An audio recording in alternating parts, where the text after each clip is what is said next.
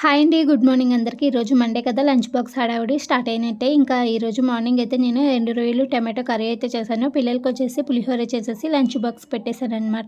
ఇంకా ఫస్ట్ అయితే రొయ్యల కర్రీ చేయడానికి ఇలా ప్రాసెస్ చేయండి. చాలా టేస్టీగా ఉంటుందనమాట.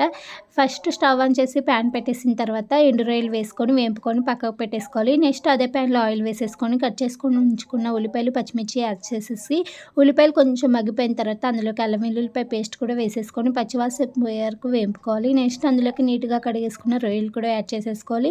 రొయ్యలనైతే నీట్‌గా పొట్టు తీసేయండి. నెక్స్ట్ అందులోకి ఆ టమాటో కూడా యాడ్ చేసేసుకోవాలి. నెక్స్ట్ సరిపడిన ఉప్పు, పసుపు యాడ్ చేసేసుకోవాలి.